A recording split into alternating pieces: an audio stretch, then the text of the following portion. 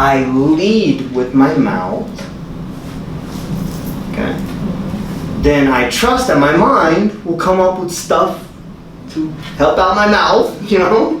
Here we go, motor mouth, he's off, he's a loose cannon again, you know. But my mind will come up with the right words, and this is an actual muscle that we can train.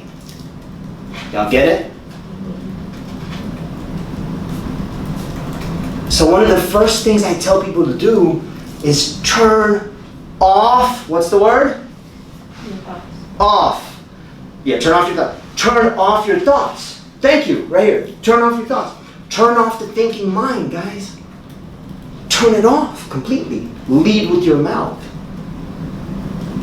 Another one is always trust your first instinct. Which instinct? Your first. Your first instinct. So if you're in a team meeting, and in that team meeting you're like, I want to say this, and by the time you think about it, if it already passed 3 seconds, you're too late. As soon as it hits your brain, spit it out. Mouth, lead with your mouth. Oh, but what if it doesn't come out right? Don't worry, your mind will auto-correct. It's like, you know, did you guys know that when pilots are flying a plane, most of the time they're off course. And then they only land at the end and they find out the right direction. So don't worry about it. Like your mind will actually help you. This is what they call like improv or impromptu, right? So always trust your first instinct. If you monitor, who's an auditor? Somebody's an auditor here. If you audit, you know, then you're too late already. The moment passed, now you're in your head, it's too late. Trust your first thought as an audit. Because if something looks wrong, 9 times out of 10 is wrong. Yeah. So trust your first thought. And let it just, so you want to think of it like this. It's like electricity. It's like a power surge. And that power is just moving. You got to let it move through you. You understand? You got to let it move through you. So part of what I teach is release muscles, not control muscles. Because what people do is they control. But think about when you were young, you were actually able to be in a total release, free flow type of state. I got a 4-year-old right now.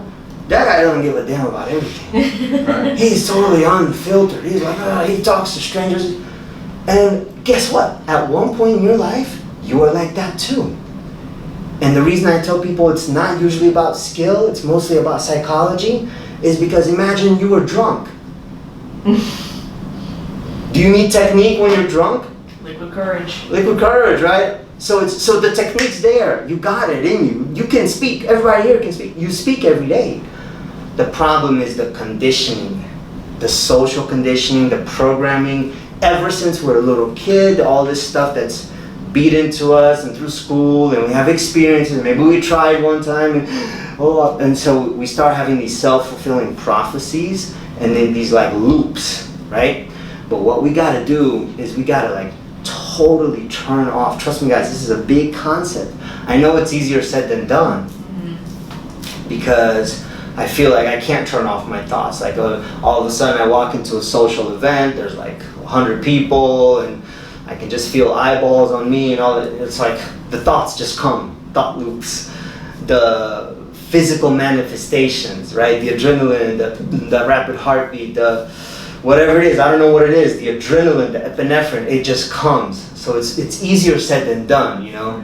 You kind of become hyper aware, but like you say, your mind just kind of puts you in a panic state almost. Yeah. Unnecessarily. But see, you gotta understand, where is your awareness?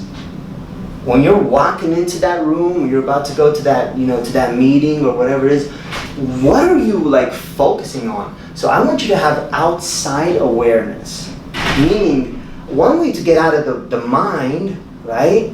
Because say when I'm in my head, I'm dead. Just so you remember. Just so you remember. Like, when I'm in my head, I'm dead, right? Just so you guys remember.